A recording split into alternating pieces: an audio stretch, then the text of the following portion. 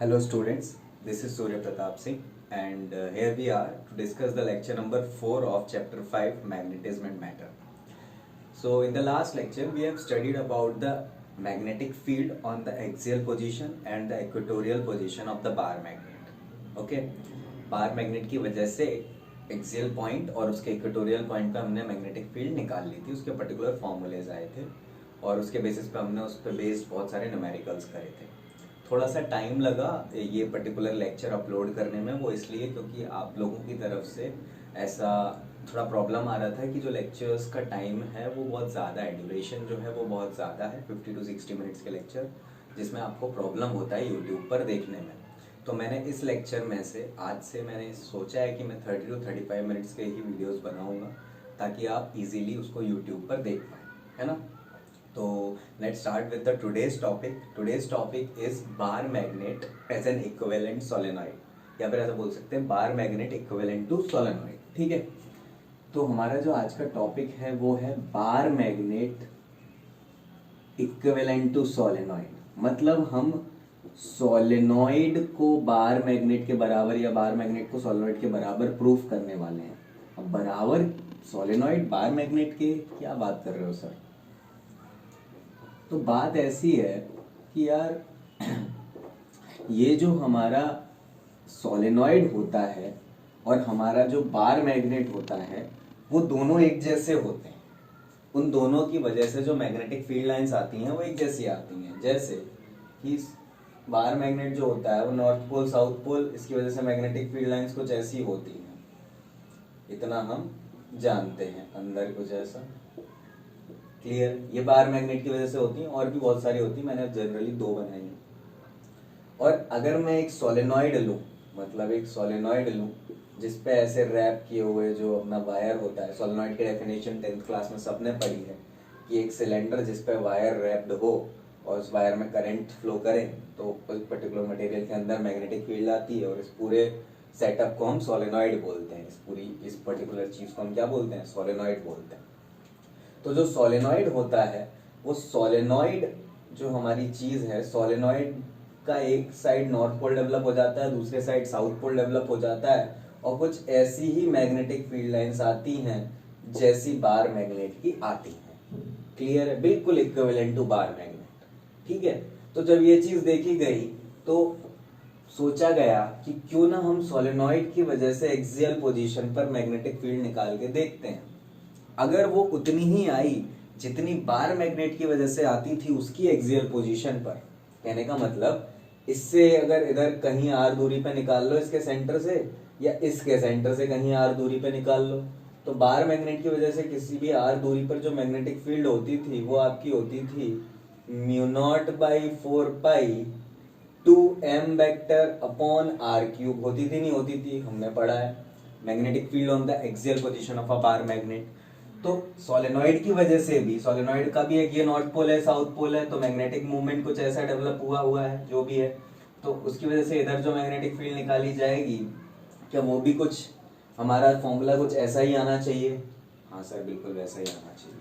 चलो देखते हैं, निकालते हैं। तो अब हमने सबसे पहले क्या किया, एक सोलेनॉइड कंसिडर किया। क्या कंसिडर किया, एक सोलेनॉइड कंसिडर किया भाई साहब। We have considered a solenoid of length 2l। कितनी लेंथ का, 2l लेंथ का। अब सपोज इसको सेंटर में से ऐसे डिवाइड कर दिया, इधर l है इधर l है, बात समझ में आई। इस साइड l है इस साइड l है। अच्छा जी, अब आपने क्या किया, ये हमारा सोलेनॉइड है, इस पे हमको पता है कि ऐसे वायर्स रैप्ड होंगे बहुत सारे, है ना। तो अब बहुत सारे वायर्स इस तरीके से रैप्ड होंगे, तो हमने क्या किया, देखो जो ये वायर्स रैप्ड हैं, अगर ध्यान से आप देखो तो ये जो सोलेनॉइड है पर्टिकुलर, इस पे जो वायर्स रैप्ड हैं वो कुछ ऐसे रिंग्स बना रहे हैं बहुत सारी, एक दूसरे से चिपकी हुई, बना रहे नहीं बना रहे। तो हमने एक चीज पढ़ी हुई है पिछले चैप्टर में, एक कोई रिंग हो उसमें अगर कोई करंट फ्लो कर रहा हो तो उस रिंग में जो करंट है, अगर उस रिंग का रेडियस पता है मुझे, और उस रिंग की वजह से किसी भी x डिस्टेंस पे मुझे मैग्नेटिक फील्ड लिखनी हो, तो magnetic field due to current carrying ring on the axis of a ring is given by the relation b बराबर mu naught I a square upon 2 r square plus x square की power 3/2। Clear हुआ? मैं एक किसी ring की वजह से x point, किसी भी x दूरी पे पॉइंट P पे अगर मुझे मैग्नेटिक फील्ड निकालनी हो तो उस एक्सिस पे में जो मैग्नेटिक फील्ड होगी वो इतनी होती है। ये चैप्टर 4 में हमने पढ़ा हुआ है। किसमें पढ़ा है हमने? चैप्टर 4 में पढ़ा हुआ है। ठीक है सर। अब मुझे इधर क्या करना है, सोलेनॉइड में जो 12 लेंथ का था और इस सोलेनॉइड में जो नंबर ऑफ टर्न्स थे, मतलब जो रैप्ड थे, वो नंबर ऑफ टर्न्स कुछ n थे। n, capital N is number of turns, ऐसा समझ लो आप। कैपिटल N आपका क्या था? नंबर ऑफ टर्न्स थे, टोटल नंबर ऑफ टर्न्स। और स्मॉल n आपका क्या था? Small n is your number of turns per unit length, number of turns per unit length, number of turns per unit length. यानी कि हम ऐसा बोल सकते हैं कि n जो आपका था वो n/12 था। एक छोटी सी चीज हमारे दिमाग में होनी चाहिए, number of turns per unit length. बोलो क्लियर है? क्लियर है सर। अच्छा, 12 लेंथ में n टर्न्स हैं और n is number of turns per unit length. We have defined a quantity for this solenoid. Clear हुआ? Okay sir. अच्छा, अब मैंने क्या किया, मैंने यहां पर x डिस्टेंस पे जाके एक dx विड्थ की रिंग मान ली। बात समझ में आई है ना? ऐसे एक dx विड्थ की क्या ले ली? एक रिंग ले ली। बहुत सारे वायर्स रैप्ड थे, उसमें कोई भी dx विड्थ ले लिया और उस dx विड्थ को मतलब इस तरीके का कुछ पट्टा ले लिया। बात समझ में आई? ऐसे बहुत सारे थे ना, तो इस तरीके का कुछ थोड़ा सा dx विड्थ का ले लिया। ठीक है? अगर विड्थ ढंग से समझनी है तो आप ऐसे समझो, है ना? उस साइड का तो दिखाएंगे नहीं ना, इस साइड के दिखाएंगे। तो ये जो है ये आपकी dx है, जो आपने सेंटर से कहीं x दूरी पे ली है। बात समझ में आई क्या? This is dx। बोलो क्लियर हुआ? हाँ सर क्लियर हुआ। ये बनाना चाहो तो बना सकते हो, बाकी ऐसे बनाओ चलेगा। ठीक है, तो अब मुझे ये मिल गया। ठीक है, अब मैंने बोला कि मुझे तो सेंटर से किसी भी r दूरी पे निकालनी थी, तो मैं सेंटर से सपोज यहाँ पे कहीं r दूरी ले लेता हूँ। यहाँ पे इसको इधर मिटा देता हूँ, है ना? ये दो चीजें इधर मिटा देता हूँ, कहीं और लिख देता हूँ। n नंबर ऑफ टर्न्स था, स्मॉल n जो था वो number of turns per unit length था, number of turns per unit length था। ठीक, और जो कैपिटल N था वो था आपका, मतलब small n number of turns per unit length था, यानी कि n/12 था स्मॉल n। और बस यही चीज आपको याद रखनी है। ठीक है, चलो इतना ठीक। अच्छा, और यहां से आपने क्या किया, यहां से कोई भी r डिस्टेंस पे ये पॉइंट P ले लिया। ठीक, और इस पॉइंट P पे आपको इस सोलेनॉइड की वजह से मैग्नेटिक फील्ड निकालनी है। ठीक है, और वो कितनी आनी चाहिए? वो इतनी आनी चाहिए। क्लियर हुआ? तो लेट्स गो, चलो निकालते हैं। चलो, तो देखो हमें पता है कि हम इस पूरे सोलेनॉइड की वजह से उसके सेंटर से कहीं भी यहाँ पे निकालने के लिए मुझे क्या करना पड़ेगा, मुझे ये बहुत सारी जो रिंग्स बन रही हैं, बहुत सारी रिंग्स बन रही हैं, इन सब की वजह से वहां निकाल लेता हूँ। बात समझ में आई? थोड़ा दिमाग लगाया मैंने बोला ये बहुत सारी जो ऐसे सोलेनॉइड में रिंग्स बनती है ना, तो एक रिंग तो मैंने चुन ली है, इसकी वजह से इधर लिखता हूं और फिर इंटीग्रेट करके सारी रिंग्स की वजह से निकाल लेता हूं, तो मेरा काम हो जाएगा, है ना? तो मैंने क्या किया, इस रिंग की वजह से इस P पॉइंट पे मैंने पहले मैग्नेटिक फील्ड लिखी। मैंने बोला magnetic field due to small ring, ये जो भी रिंग मैंने कंसिडर करी है ना, इस रिंग की वजह से जो मैग्नेटिक फील्ड आई वो कितनी आई? रिंग की वजह से magnetic field mu naught I a square 2r square plus x square की power 3/2, where x is the distance of the point from the ring and I is the current in the ring. बोलो clear है? तो ring के लिए अगर आप बात करोगे तो म्यू नॉट, अब करंट लिखना है तो सोचो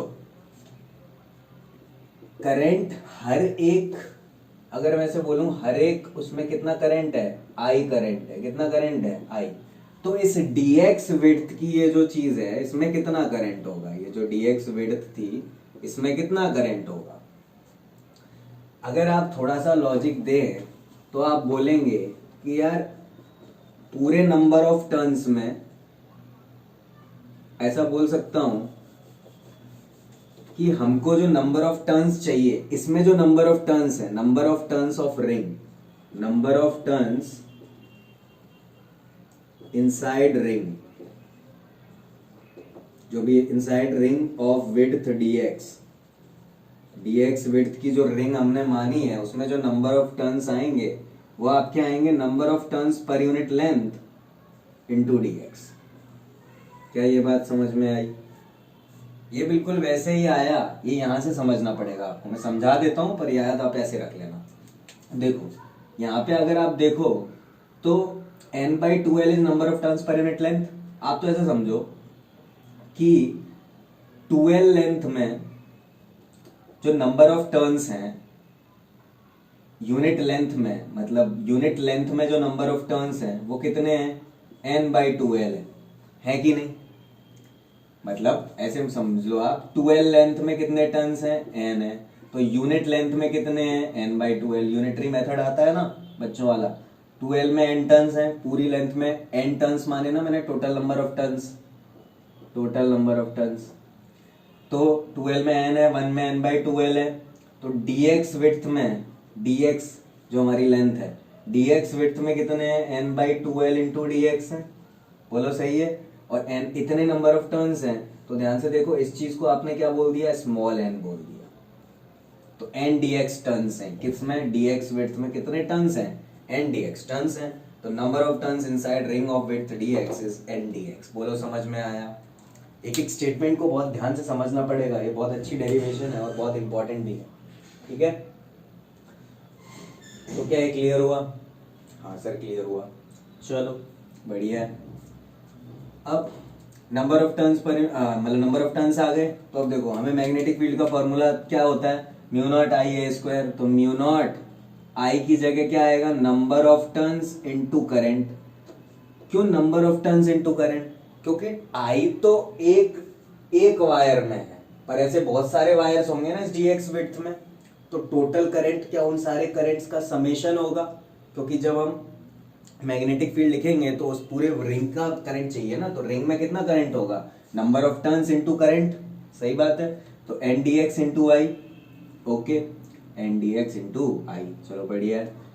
अब mu naught n dx I a square, इसका रेडियस हमने क्या लिया है, a ही लिया है, ठीक है, सोलेनॉइड का रेडियस a कंसीडर किया है, तो mu naught I a square upon a square plus x square.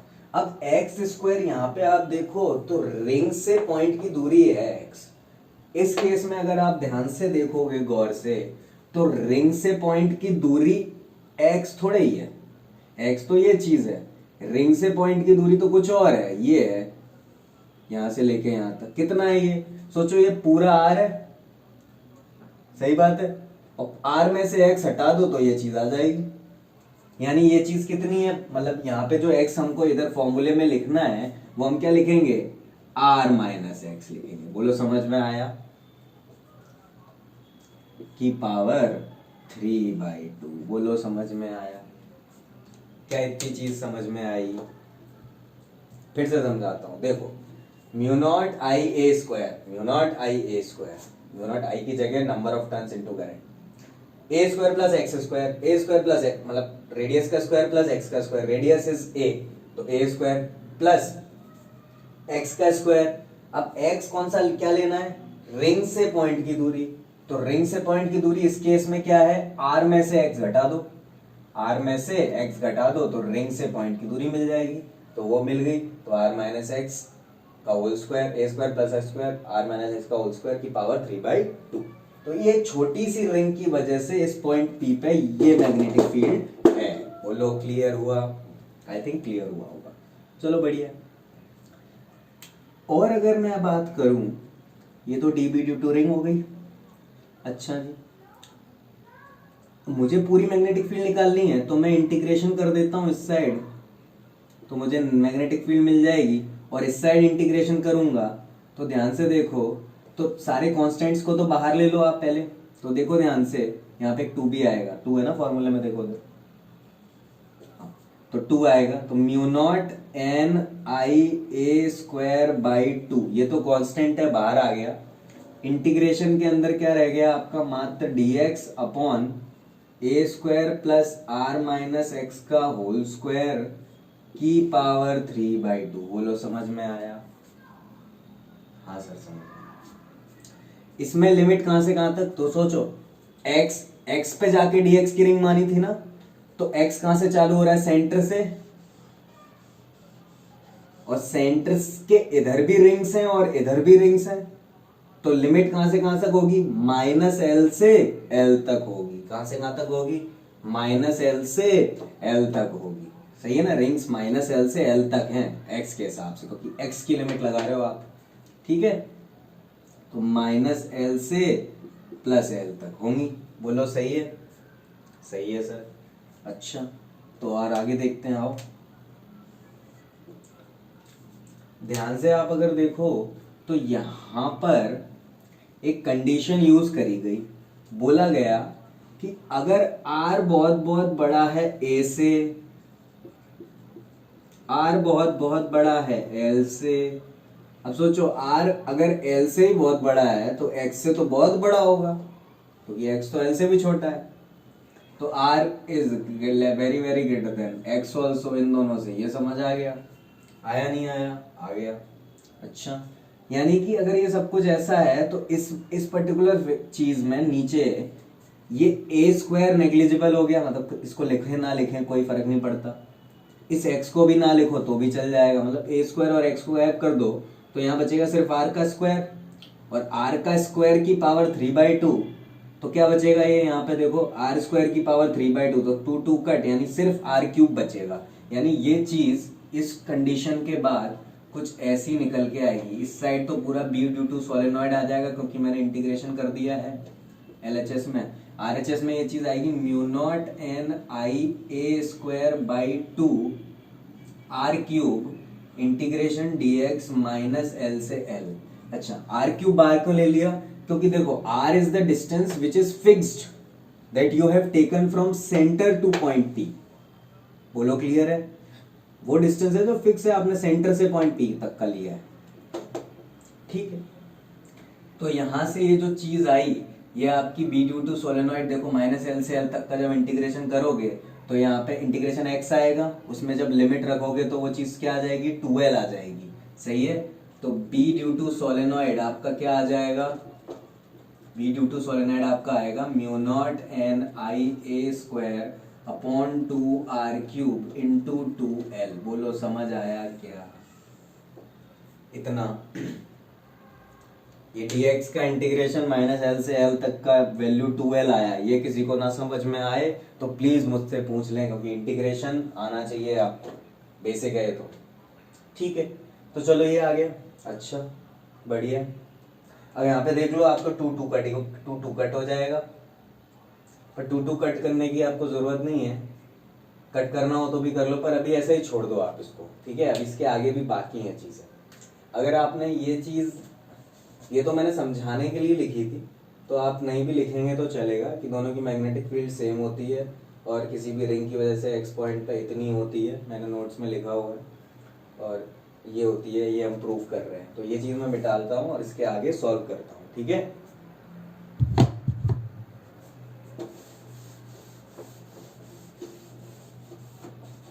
अगर आप थोड़ा सा ध्यान से देखो तो आपके पास आंसर आया b ड्यू टू सोलेनॉइड का ये। अब इसको थोड़ा सा रीअरेंजमेंट करना है, कुछ चीजें ऐड कर सकते हैं तो करते हैं, और फॉर्मूला जो लाना है वो लेके आते हैं, ठीक है। Mu naught n I a square into 2l upon 2r³।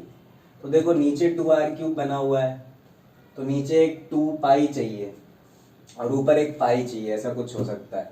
तो एक सबसे पहले म्यू नॉट अपॉन 4 पाई बनाना है ना हमको, तो 4 पाई क्यों बनाना है, क्योंकि बार मैग्नेट जैसा बनाना है। बार मैग्नेट में म्यू नॉट अपॉन 4 पाई आता था, तो हमने क्या किया, 4 पाई का ऊपर इंटू किया, नहीं सॉरी 2 पाई का ऊपर इंटू किया और 2 पाई का हमने नीचे इंटू किया। बोलो सही है? सही है। ध्यान से अगर आप देखो तो ऊपर आया mu naught n I a square into 2l into 2 pi, ठीक है, अपॉन नीचे 4 pi r cube, 4 pi r cube. बोलो सही है? 4 पाई तो आ गया, म्यू नॉट अपॉन 4 पाई तो बन गया। अच्छा, अब एक चीज आप ध्यान से सोचो, हमें मैग्नेटिक मूवमेंट बनाना है ना, यहाँ पे हमें फॉर्मूला क्या बनाना है, आपके दिमाग में होना चाहिए। फॉर्मूला हमें बनाना है mu naught by 4 pi 2 magnetic movement upon r cube. बनाना है नहीं बनाना? यानी मुझे मैग्नेटिक मूवमेंट बनाना है। यहाँ पर इस फॉर्मूले में ये बार मैग्नेट का अगर होता तो ये मैग्नेटिक मूवमेंट होता है बार मैग्नेट का, और बार मैग्नेट का मैग्नेटिक मूवमेंट होता है QM into 2L, pole strength into distance between the poles. बोलो सही है? तो वहां पे M वैसे बनता था, पर यहाँ पर ये M QM इंटू 2L नहीं होगा, यहाँ पर डायपोल मूवमेंट कुछ और होगा, क्योंकि सोलेनॉइड है ना इधर, तो मैग्नेट बदल गया ना, बार मैग्नेट नहीं है। यहाँ पे कोई पोल्स और पोल स्ट्रेंथ की बात नहीं करेंगे हम अभी। तो सोलेनॉइड के केस में आप मैग्नेटिक मूवमेंट कैसे बोल सकते हो, कैसे बता सकते हो? तो मैग्नेटिक मूवमेंट का फॉर्मूला आपको पता है कि मैग्नेटिक मूवमेंट का फॉर्मूला होता है, अगर आप थोड़ा सा देखें तो मैग्नेटिक मूवमेंट चैप्टर 4 में आपको पढ़ाया गया था, मैग्नेटिक मूवमेंट बराबर I into A, current into area. Clear है? अब करंट भी टोटल लेना होगा तो number of turns into current into area, number of turns into current into area. बोलो सही है? अच्छा, अब नंबर ऑफ टर्न्स अगर सोलेनॉइड के पूरे लेने हैं तो हम बोलेंगे कैपिटल N। बोलो सही है? तो M is equal to NIA। बोलो सही है? तो ये आपका मैग्नेटिक मूवमेंट एसोसिएटेड होगा सोलेनॉइड के साथ में, मैग्नेटिक मूवमेंट बराबर NIA। बोलो सही है? अच्छा, N is number of total number of turns. Total number of turns अगर आप यहाँ से देखो तो स्मॉल n के टर्म्स में अगर निकालने हो तो n इंटू 2l, क्योंकि क्वेश्चन में आपको ये चीज नहीं दी है डेरिवेशन में, आपने बोला है कि number of turns per unit length ये है और लेंथ 2l है, तो नंबर ऑफ टर्न्स क्या हो जाएंगे, n इंटू 2l हो जाएंगे। तो n इंटू 2l अगर मैं यहाँ लिख लूं और करंट I है ही, एरिया अगर मैं बात करूं, अगर रेडियस मैंने क्या माना था, a माना है ना रेडियस, तो इसका एरिया ऑफ क्रॉस सेक्शन क्या हो जाएगा, पाई ए स्क्वायर होगा नहीं होगा, तो पाई ए स्क्वायर। तो इतनी ये जो पूरी क्वांटिटी है n into 2l into current into pi a square, ये पूरी की पूरी मैग्नेटिक मूवमेंट है। अब ये का ये चीज इधर लिखी हुई है, देखो ऊपर कहाँ लिखी हुई है, देखो ढूंढो, तो देखो ध्यान से, n भी है, I भी है, ये भी है, और यहाँ से ये पाई ले लो, तो इतनी चीज को मिला के आप ये बोल सकते हो। बोलो बोल सकते हो नहीं बोल सकते हो? हाँ सर बोल सकते हैं। तो जैसे ही हम उस चीज को बोल देंगे मैग्नेटिक मूवमेंट, तो देखो क्या आ गया, म्यू नॉट अपॉन 4 पाई, 2 ये बच गया, तो 2 into magnetic movement of solenoid upon r cube. बोलो समझ आया? यानी सोलेनॉइड की मैग्नेटिक फील्ड बिल्कुल एग्जैक्ट उतनी ही आई एक्सियल पॉइंट पे जितनी बार मैग्नेट की वजह से आती थी, जितनी बार मैग्नेट की वजह से आती थी। तो इसलिए इस टॉपिक का नाम है bar magnet equivalent to solenoid. बोलो क्लियर हुआ? ठीक है, तो इस तरीके से हमने डिफाइन किया कि bar magnet is equivalent to solenoid. Pause करें और पूरा डेरिवेशन अच्छे से लिखें, समझ के एकदम अच्छे से पॉज करके लिखें। कुछ ना समझ में आए बेझिझक मुझको पूछें।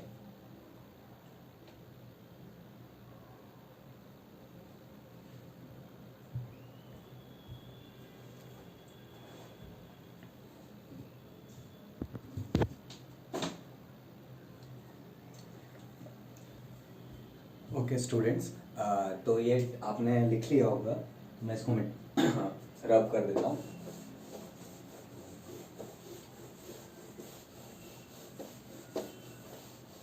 ओके, तो ये हुआ हमारा basically bar magnet equivalent to solenoid, मतलब सोलेनॉइड और बार मैग्नेट की वजह से एक जैसी मैग्नेटिक फील्ड होती है, और हमने प्रूव भी कर दी। सही है? सही है, चलो बढ़िया है। अच्छा जी, और एक और नई चीज़ सीखी कि सोलेनॉइड की वजह से मैग्नेटिक मूवमेंट कैसे लिखते हैं। मैग्नेटिक मूवमेंट सबकी वजह से अलग अलग होगा, सोलेनॉइड की वजह से अलग होगा, बार मैग्नेट की वजह से अलग होगा, करंट कैरिंग लूप की वजह से अलग होगा, है ना, सही बात है। चलो लेट्स गो। नेक्स्ट टॉपिक जो हमारा है वो है basically torque on magnetic dipole. Magnetic dipole बोले या बार मैग्नेट बोल लें, क्योंकि बार magnet is a magnetic dipole, हम बार मैग्नेट के बारे में बात करने वाले हैं। तो torque on magnetic dipole, bar magnet, placed in uniform magnetic field, placed in uniform magnetic field, मतलब यूनिफॉर्म मैग्नेटिक फील्ड में अगर मैंने प्लेस किया हो किसको, मैग्नेटिक डायपोल को, तो बताएं कि उस पर जो टॉर्क लगेगा वो कितना लगेगा। ठीक, तो इसको करने के लिए बिल्कुल जो चैप्टर 1 में हमने पढ़ा था कि जो इलेक्ट्रिक डायपोल पे टॉर्क लगता है जैसे यूनिफॉर्म इलेक्ट्रिक फील्ड में, बिल्कुल वैसे ही हम इसको करने वाले हैं। Suppose we have consider a uniform magnetic field in this direction, clear. हमने एक मैग्नेटिक फील्ड यूनिफॉर्म मान ली, ऐसे कुछ बी बोल दिया उसको। अब मैंने बोला कि एक सपोज ये आपका मैग्नेट प्लेस्ड है, बार मैग्नेट, ठीक, और इस बार मैग्नेट का आपने बोला कि नॉर्थ पोल यहाँ कहीं है और साउथ पोल यहाँ कहीं है, तो मैग्नेटिक मूवमेंट सिंपल सा समझ में आता है कि ऐसा कुछ होगा, क्योंकि मैग्नेटिक मूवमेंट का डायरेक्शन साउथ टू नॉर्थ होता है। मैग्नेटिक मूवमेंट का डायरेक्शन साउथ टू नॉर्थ होता है, मैं बता चुका हूँ। फर्स्ट लेक्चर में मैंने गलत लिखाई थी वो चीज़, पर नॉर्थ टू साउथ लिखा दी थी, बट साउथ टू नॉर्थ होता है मैग्नेटिक मूवमेंट, ठीक है। Negative to positive electric dipole movement होता था, यहाँ पे साउथ टू नॉर्थ होता है, negative to positive, south is the negative pole, so north is the positive pole, बता चुका हूँ ये भी। चलो बढ़िया, तो ये हमारा M, ये हमारा B। अच्छा, अब ऐसी बात की गई कि पोल स्ट्रेंथ इस बार मैग्नेट की कुछ भी QM है। अब पोल स्ट्रेंथ QM अगर है, तो अगर आपने थोड़ा सा रिजेम्बलेंस आप देखो इलेक्ट्रिक फील्ड से, सपोज इलेक्ट्रिक फील्ड ऐसी थी, ऐसे डायपोल रखा था इलेक्ट्रिक डायपोल, यहाँ +Q और यहाँ -Q, यहाँ -Q और यहाँ +Q, तो सोचो ये इलेक्ट्रिक फील्ड थी, तो ये +Q पे फोर्स इधर लगता था, -Q पे फोर्स इधर लगता था, और ये चीज ऐसे रोटेट होती थी नहीं होती थी। बिल्कुल वैसे ही मैग्नेटिक फील्ड अगर इधर है, तो ये नॉर्थ पोल पे सपोज पॉजिटिव पोल है ना, तो उसी के डायरेक्शन में फोर्स लगाएगी। बात समझ में आई? ये इधर एक कैसे फोर्स लगेगा और इधर एक ऐसे फोर्स लगेगा, बोलो समझ में आया? अगर मैं बात करूं force on north pole, force on north pole, तो मैं बोलूंगा पोल स्ट्रेंथ, ठीक, जो भी पोल स्ट्रेंथ थी, और या फिर तो हमें तो फोर्स तो निकालना ही नहीं है, हमें क्या निकालना है, डायरेक्ट टॉर्क निकालना है ना। तो टॉर्क क्या होता है, फोर्स इनटू परपेंडिकुलर डिस्टेंस, ठीक है। तो फोर्स दोनों पे जो लग रहा है, फोर्स तो दोनों पे बराबर ही लग रहा है, नॉर्थ पे लगा लो या साउथ पे लगा लो, नॉर्थ पे फोर्स कितना लग रहा है, पोल स्ट्रेंथ जो भी है इनटू मैग्नेटिक फील्ड, और इस पे फोर्स कितना लग रहा है, जो भी पोल स्ट्रेंथ है इनटू मैग्नेटिक फील्ड, बस उसकी डायरेक्शन इक्वल है और अपोजिट है। तो equal and direct opposite direction में है, मतलब एक फोर्स ऐसे लग रहा, एक फोर्स ऐसे लग रहा, तो ये चीज इसको ऐसे घुमा देगी, कपल ऑफ फोर्सेस बनके, ठीक है। तो ऐसे फोर्सेस जो इक्वल एंड अपोजिट डायरेक्शन में है, इक्वल एंड अपोजिट डायरेक्शन में है, ये कॉन्स्टिट्यूट करते हैं अ कपल ऑफ फोर्स। क्या कॉन्स्टिट्यूट करते हैं, अ कपल ऑफ फोर्स, बोलो सही है? सही है ना। तो ये हमारा इक्वल एंड अपोजिट डायरेक्शन में constitute a couple of force, और ये कपल जो है ना, नॉर्मल कपल नहीं, ये कपल ऑफ फोर्स है, का कपल है ना। चलो ठीक है, तो ये हमारा जो फोर्स है ये जो कपल फोर्स है इसकी वजह से जो टॉर्क प्रोड्यूस होगा वो टॉर्क कहलाएगा basically force into perpendicular distance. ठीक है, अच्छा अब perpendicular distance between the poles, force into perpendicular distance between poles, force कितना है? फोर्स है आपका बोल लो क्यू एम इंटू बी, सही है। और परपेंडिकुलर डिस्टेंस कितना है?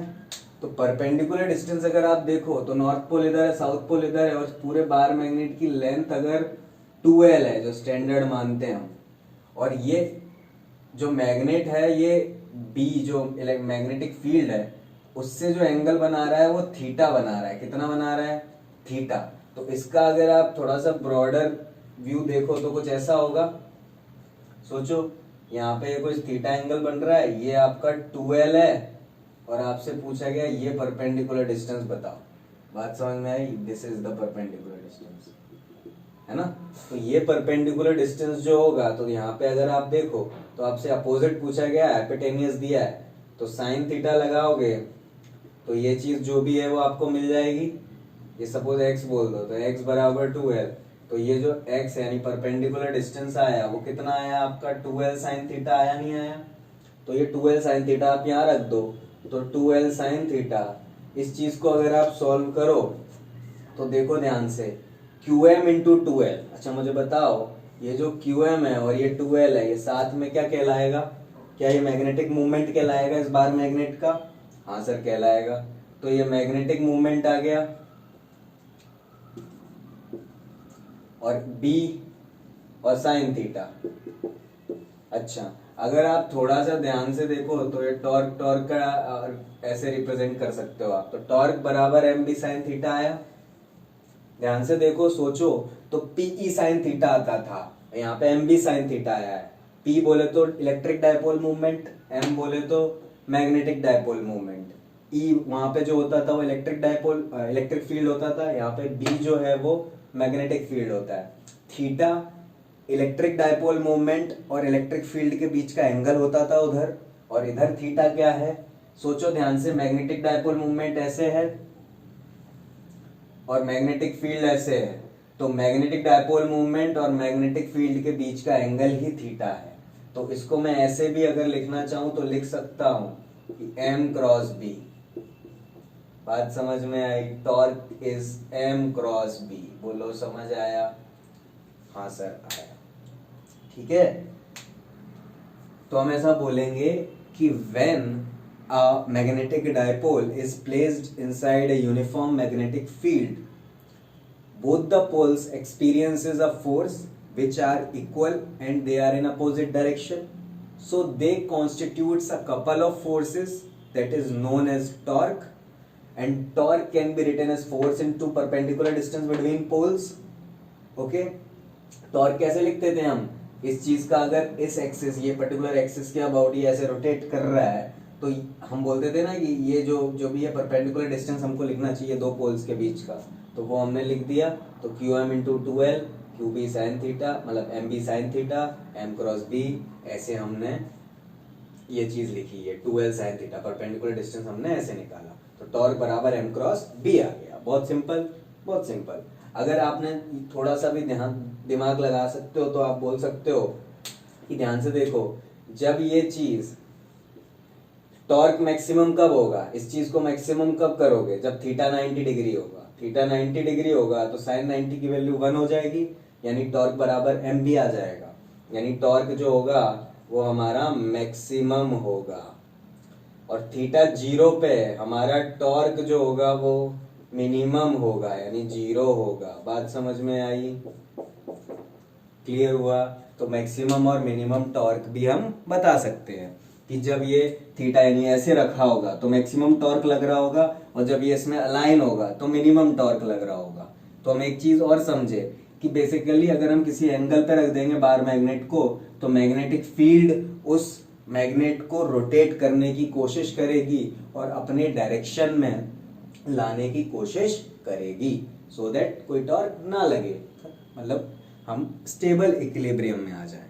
ठीक है, तो पॉज करो और लिख लो इसको।